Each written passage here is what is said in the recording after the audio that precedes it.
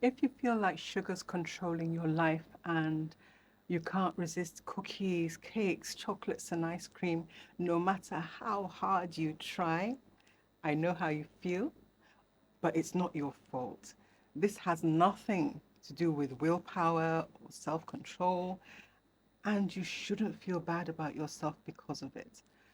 I'm going to give you some safe and effective strategies to help you turn off these sugar cravings for good. And don't worry, I'll make everything really simple and easy to understand. So, why is sugar so hard to resist? Imagine living thousands of years ago. You're out hunting for food and you find some honey or berries. The sweet taste of these foods tells your brain, one, that the food is safe to eat, that it won't poison you, and two, that the food contains a lot of energy that your body can store and use when there's nothing to eat. So your brain in that situation would be telling you to eat as much as possible. Fast forward to today, and it's a very different story. Now there's sugar everywhere. So each time you see cookies or donuts, your brain still tells you, eat, eat, eat. We don't know when we'll get more. But unfortunately, there's lots more where that came from. So you keep eating more and more sugar. Another problem is that sugar makes you high, literally. There's a chemical that's made in our brain called dopamine. Some people call dopamine the happy hormone.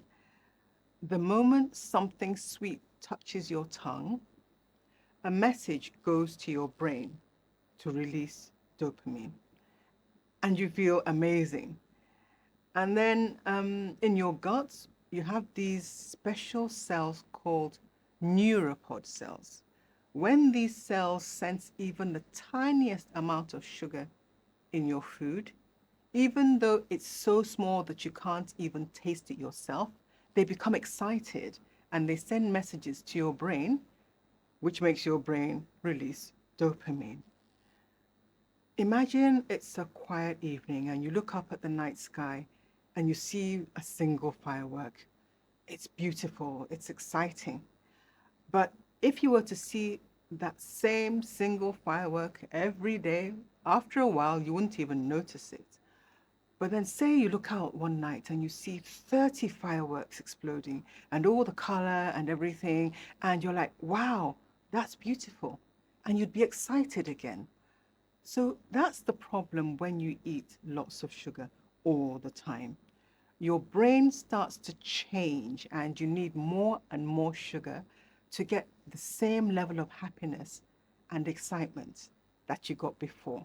And this makes your cravings even stronger. The good news is that you can retrain your brain to feel satisfied without sugar. But before we talk about that, let's look at another major reason why your cravings can feel so strong. When you eat a sugary snack, your blood glucose, that's your blood sugar, shoots up. When this happens, your body releases insulin. And insulin is a messenger that goes around telling your cells that there's too much sugar in the blood and that they need to open up and remove the sugar. Having lots of sugar in your blood is actually poisonous.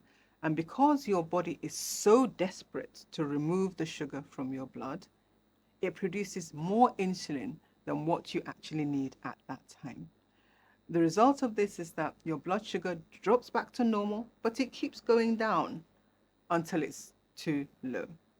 This is called a blood sugar crash. And you start feeling shaky and irritable and hungry. When this happens, your body panics. It thinks that you're running out of energy. Basically, you're going to die.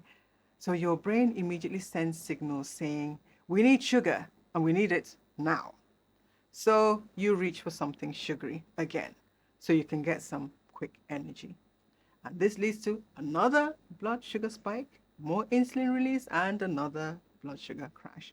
So this is what we call the blood sugar roller coaster because your blood sugar is going through a cycle of spiking and crashing throughout the day. This makes you want to eat sugary foods all the time. So if you've had a long day and you come home and you open the fridge and you see a bowl of salad next to a slice of chocolate cake, let's be honest, which one do you think you'd pick? When you're under stress, your body produces another hormone called cortisol. In ancient times, stress meant danger, and having more sugar in your blood would have given you some quick energy to run for your life, to survive. Nowadays, most of us aren't trying to physically run away from danger or from something that's trying to eat us. What we have now is more mental stress, dealing with your boss and your colleagues at work, worrying about losing your job, about having enough money to take care of yourself and your family, the stress of taking care of sick parents or a sick spouse. All this raises your cortisol levels, which pushes you to look for sweet foods so you can feel better. So, how do we stop our life from being controlled by sugar? First of all, we'll look at some hacks that you can use so you won't even feel like eating sugar. And then we'll look at some supplements that you can use to help reduce some of the cravings. So we know that eating lots of sugar puts us on into this cycle of spiking and crashing blood sugar, which makes us want to eat more sugar, right? So you need to make sure that you start your day properly. I'm not going to tell you that breakfast is the most important meal of the day because it's not. You don't have to eat breakfast. What is more important is what you eat for your first meal of the day, no matter when you eat it. I personally do intermittent fasting most days, so I usually eat after 12 noon. Okay.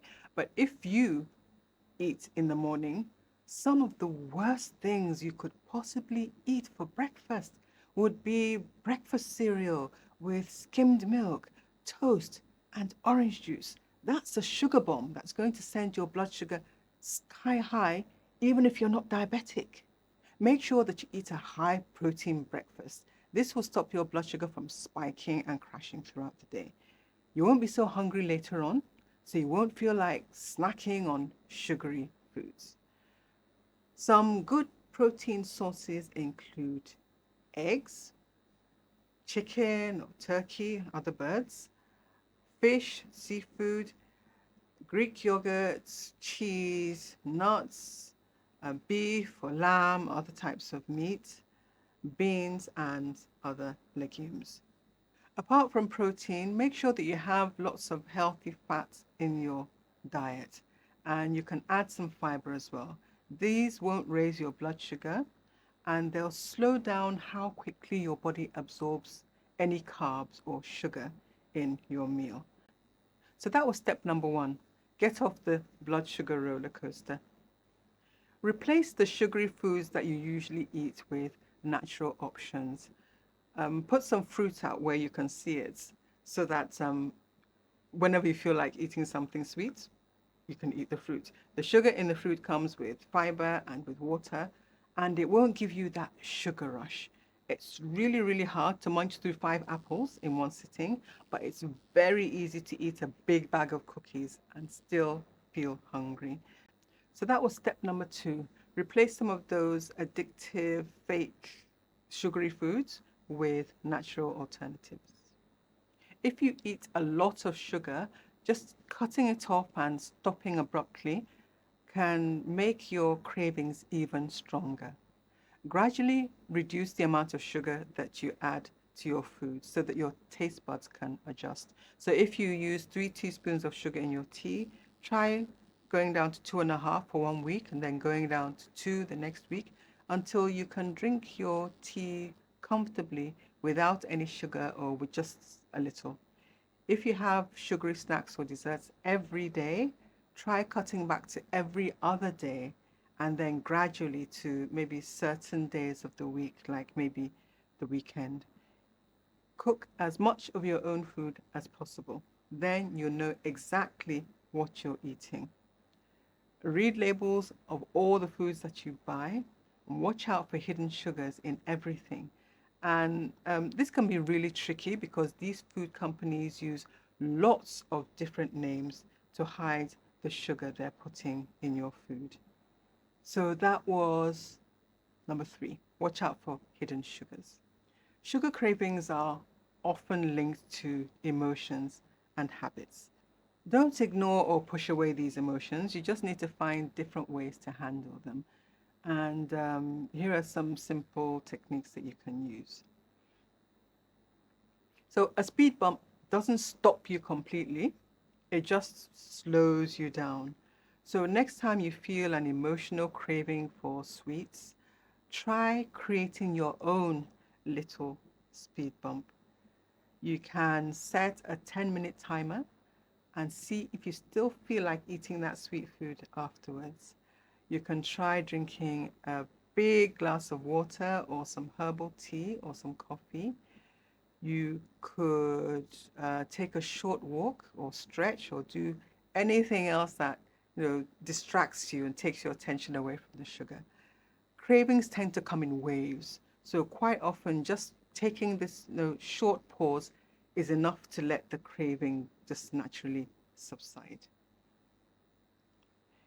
If you pay attention, you'll find that your cravings are often triggered by certain emotions or situations. Simply noticing when and why you crave sugar can help you break the pattern. So ask yourself, am I really hungry right now, or am I just feeling stressed, lonely, or bored? Over time, you'll start to see patterns. Stress is one of the strongest emotional triggers for sugar cravings. To relieve stress and lower your cortisol levels, make some of these activities part of your daily routine. Box breathing is very effective.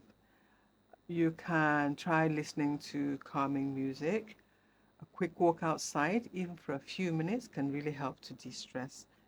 If you're lonely, call a friend, text them.